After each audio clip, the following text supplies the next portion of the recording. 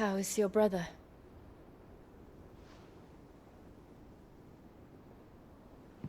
Asleep, since I returned from the Dominion. Taya says he should be back on his feet soon enough. For a while, at least. She discovered something on his chest. A swelling, circled in stone. The curse.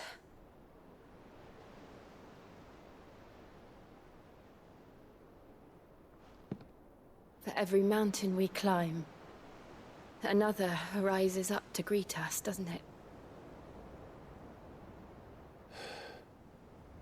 It's never ending.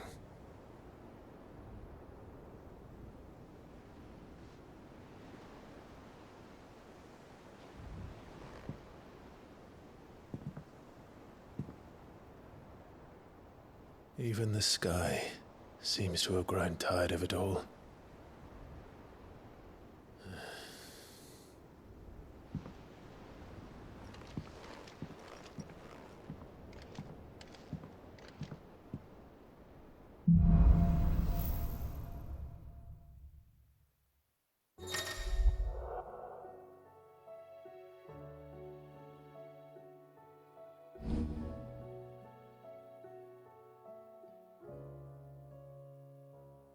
Taya won't be happy if I disturb Joshua.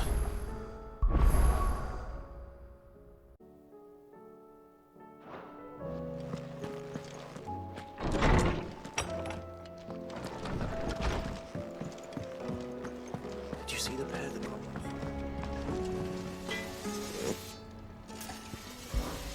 For Sancthornian, dear.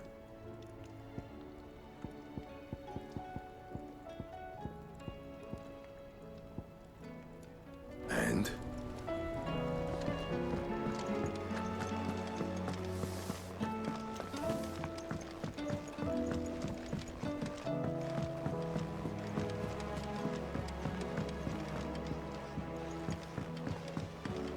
Did you see that? Tell me you saw that.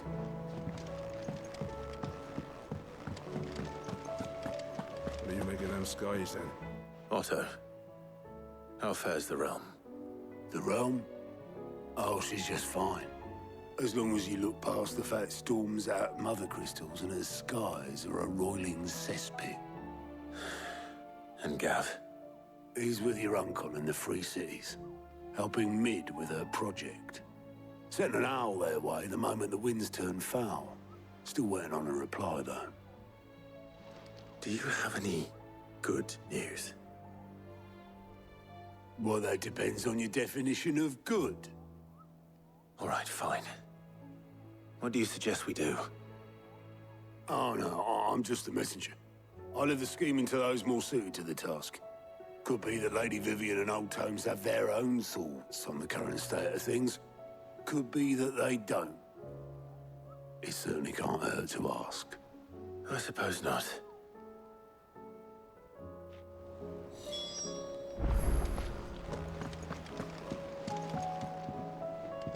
How is it that every one of your little excursions presages some inexplicable catastrophe? Not that you are to blame for the Dominion's fate. No one could have predicted the actions of the Crown Prince. I'm sorry I couldn't save your home. My countrymen are stronger than you think. A few toppled clock towers won't break their spirits. They'll be back on their feet in no time. I hope so. Look at us. Bluer than a pair of bog crabs. Tempting though it may be, IdrisElKing will not help us find a solution to this mess. You believe there's one to be found? I don't know. But I am certain we're more likely to find it if we first examine the facts.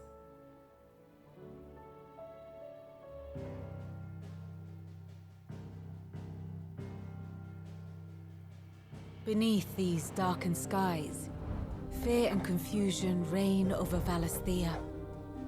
Oh, the lands around the fallen mother crystals had already begun to wilt for want of ether. But not like this. Crystals that filled wells and fueled furnaces now nothing but pretty shards of rock. And those that hang from the people's necks cast nary a glimmer of light to keep the dark at bay. It is only a matter of time before the common folk convince themselves that the end of days is upon us.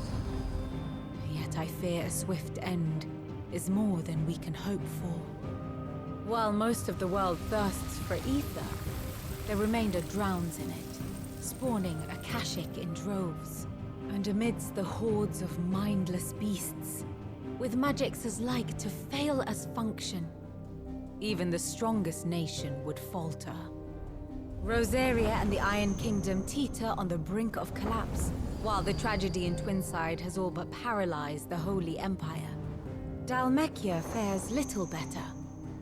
Rumor has it the ministers fled the capital after the fall of Drake's Fang, leaving their beloved republic to crumble. Waloed, meanwhile, moves in earnest. The Einherjar has been sighted off Storm. The world, in short, is in chaos. It would seem our civilization was nothing but a castle of sand, to be washed away at the whim of the waves.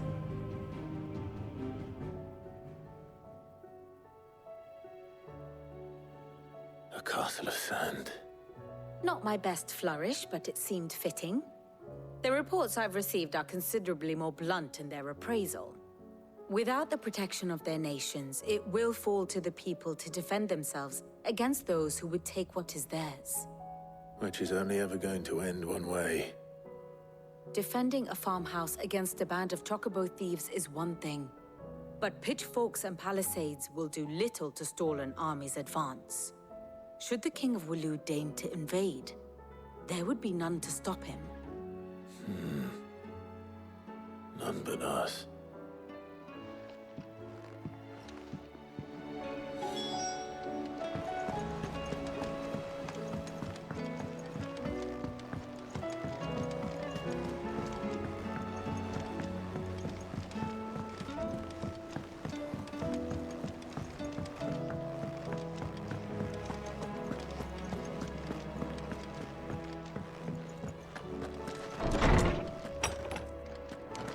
Is a storm coming, Sid?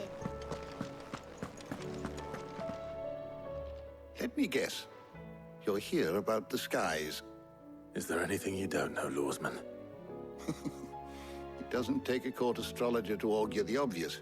As for what has disturbed the heavens, that, I believe, is a question the Fallen might be better placed to answer than I. And on the 6th day did the gods tear the sun from the firmament, visiting darkness upon their prideful sons and daughters. But I dare say you remember your childhood lessons on the sins of Zemeckis only too well. You think they're connected? That Ultima was one of the gods responsible? Well, he has certainly exhibited powers that we mortals would associate with the divine. There is nothing divine about him. But he wouldn't be the first god of whom that could be said, now would he? Yet for all the fairy tales that tell of the sins, there is almost nothing in the way of actual historical accounts. Had I the Journal of Moss the Chronicler, I may have been able to tell you more, but alas, I fear all remaining copies have been lost to time. You will forgive me, I hope? Certainly not. Because there is nothing to forgive. Even without this journal, you've provided us ample wisdom. And we will always be grateful for it. Perhaps Otto will be more inclined to share his thoughts when he hears what the others had to say.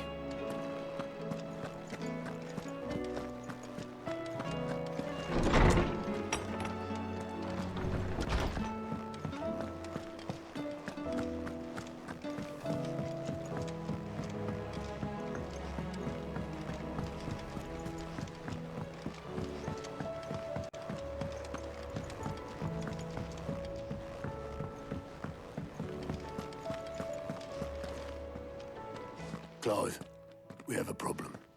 Only one. That would be a first. It would. Actually, there are three. We had as many owls arrive while you were at the shelves. Martha's got a Akashic out her gates, and talk of monsters roaming the hills outside of Northreach has put the wind up Isabel and her lot. And don't forget Dalimil. Lubor says the village was raided by bandits. When it rains... It fucking pours. The curse breakers are spread thin, taking stock of the damage in the Dominion. And even if I could get word to all of them, I doubt they'd get here in time to make any real difference. Which means... there's only two people who can. Jill and I. Let them know we're on our way.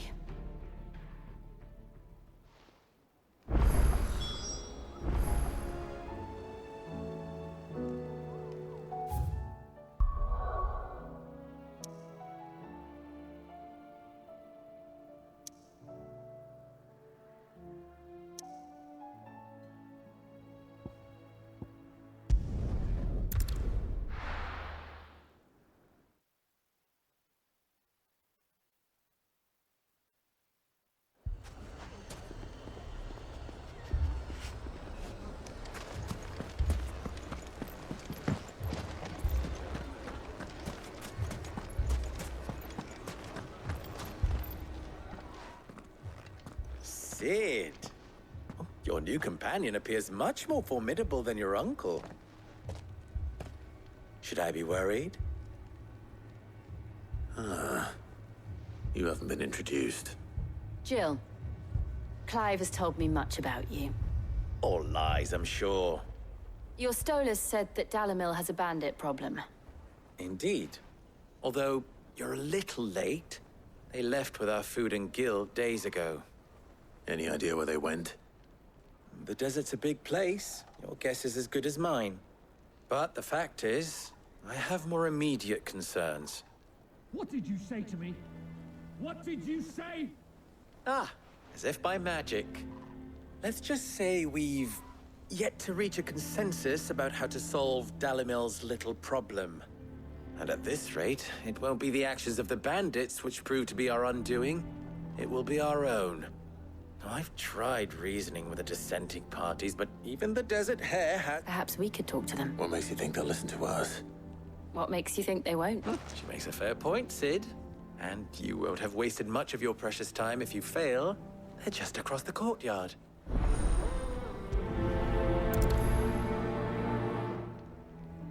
Suppose we just follow the shouting.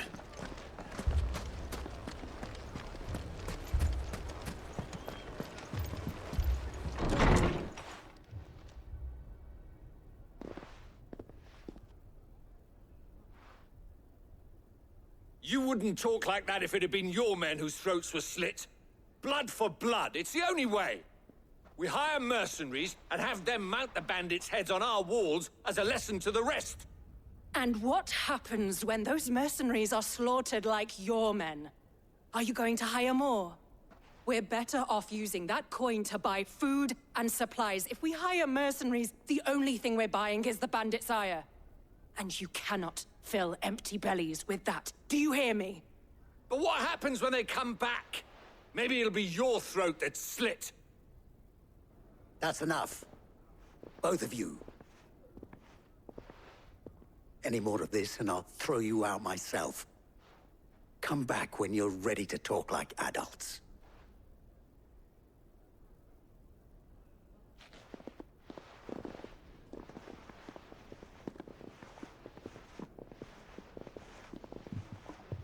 Victor. What's he doing here? Sid. And Lady Jill. What brings you here? I was about to ask you the same thing. Costness is in chaos, and the markets have all but ceased to operate. The Briar's Kiss here in Dalimil is the only place I can reliably obtain supplies. I was here to do just that when Master Lubor told me of his troubles. He thought I might be able to talk some sense into these fools. But if you're here, I suppose his patience must be waning. Who are those people? Those were the thorns in Lubor's side. And the reason this place might be headed the same way as Costness. It's these accursed skies. The darkness is enough to drive a man to madness. Or an entire city, for that matter. We're still working on the skies. But in the meantime, perhaps we can find a solution to Dalimil's problems. I hope so.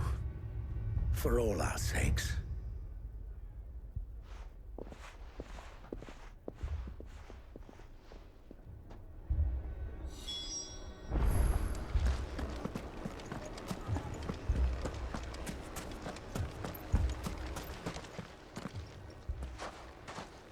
So, you see my predicament?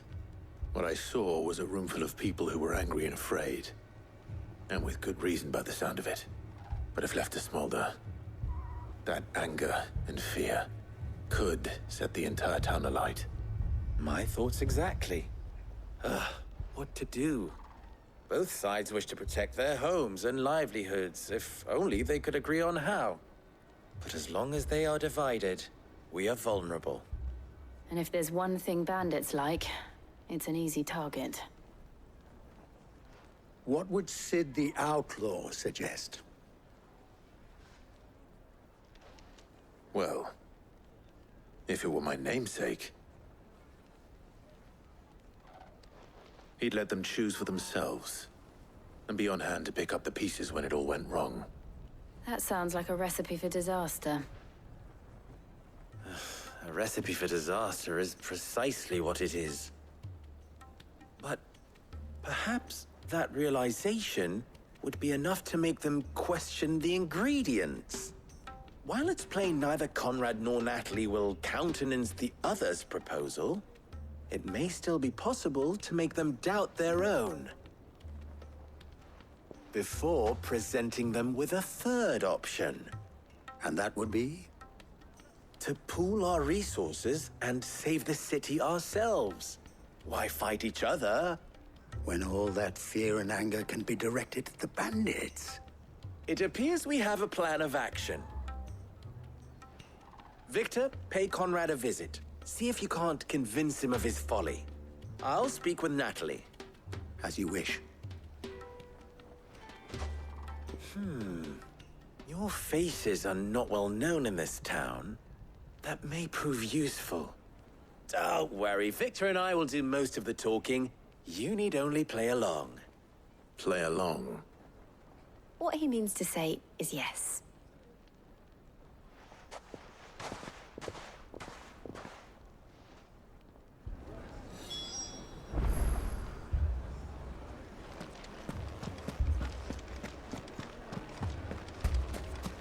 Picture it, Conrad.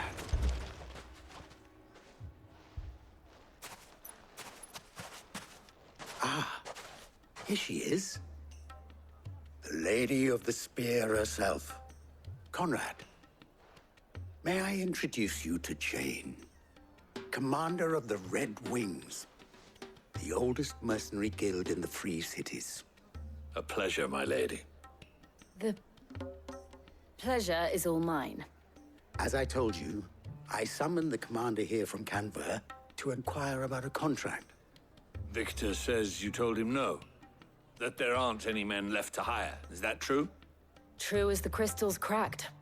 Nobles came and claimed every last one worth his salt. And not just from us Red Wings. You know of the 7 high houses. There must be 2 swords assigned each one. Granted, we have a few boys left. If it's boys you're looking for.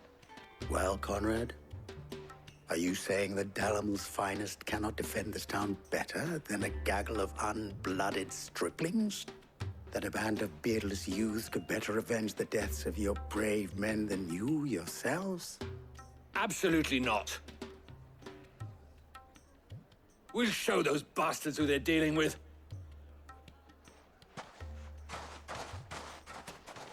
I can't believe that actually worked. Conrad's not what you called the brightest candle in the crypt. And there's a reason why I had you do the talking and not Sid. Well played, my lady.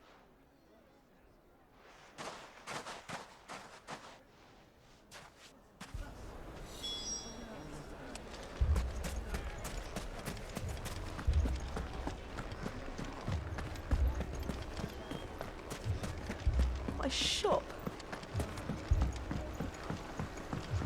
find my pickaxe, I would... I mean, it may still be possible to buy something. Ah, here he is now. Natalie, allow me to introduce Lord Underhill of Randalar's prestigious League of Merchants. Lord Underhill. At your service. Underhill? I was just telling the good lady of our conversation, my lord, and how you were lamenting the state of the capital's stores. Lubor says that not only are the granaries almost empty, but that war and the Blight mean this season's harvest won't be enough to fill them for winter. Indeed, certainly that is the case. The nobles in the capital are buying up the city's stocks of barley and wine. It is only a matter of time before the peasants revolt. It is worse than I thought. And while I applaud your endeavors to dissuade our more bellicose citizens from seeking vengeance, I sense Conrad is not wrong in his assessment of the bandits' likely return. Which means that now, more than ever, we will need to secure what little we still have. Food, weapons, herbs, everything. If our humble town is to endure not only this hardship, but those that are certain to follow. All right, if it will help to protect my... But you needn't have gone through this charade.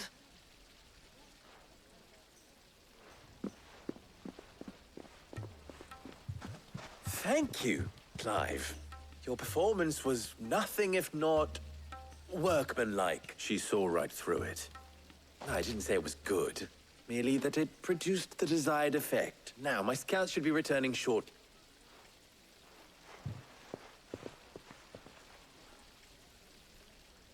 I'm not convinced our roles in this ruse were entirely necessary. I don't know. Conrad seemed quite taken with you. To defend what little we have. Mummy, I'm scared. I'm ruined. Good news. Both Conrad and Natalie have somewhat gracefully accepted. With time, they may even learn to. Time no longer appears to be the luxury it was before lunch. I take it your scouts found the bandits. Technically, it would be the bandits who found my scouts. It appears they march for Dalimil as we speak. All of them. You're not serious. They don't just want food, they want the whole damn town. I have a favor to ask. I'm told the bandits march in two groups, one from the south and one from the desert, in a move doubtless intended to stretch our already gossamer-thin defenses. Very well. Jill and I will meet those from the desert. But what of the rest? The rest, my friend, the city shall fight. Together. The stakes, I concede, are high. But if this does not unite Dalimil, nothing will. That is a lot of faith to put into those who had their hands around each other's throats but a moment ago. Then it will be for us to see that their hands are kept occupied. I thought you might say that. We'll hold them off for as long as we can. And we will do the same.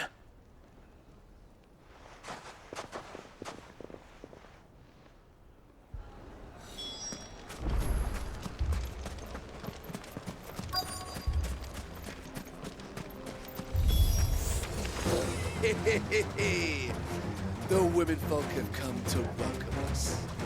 I'll take that one. It's all yours.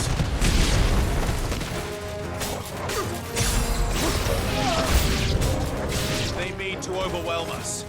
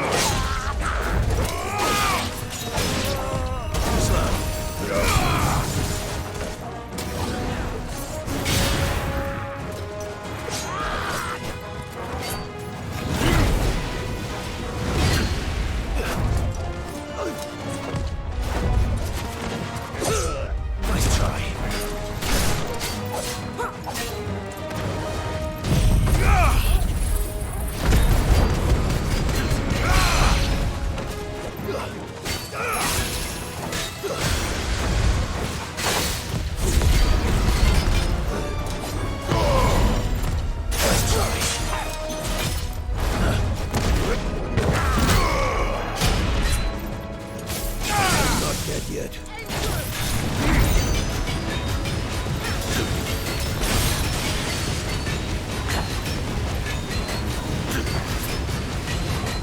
Over here! Blowtorch! Farewell.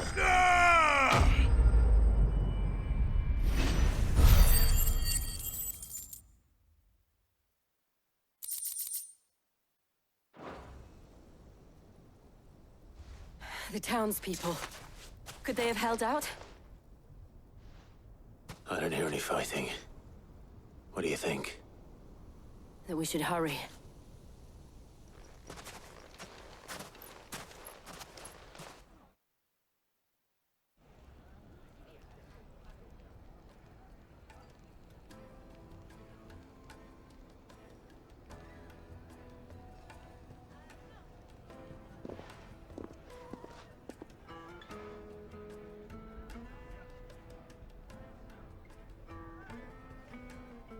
Natalie, I owe you an apology. You did well out there. The inn would have been lost had you not held the line. Without you, there would have been no line to hold. You saved us, Conrad. You saved Dalimil. We all saved Dalimil.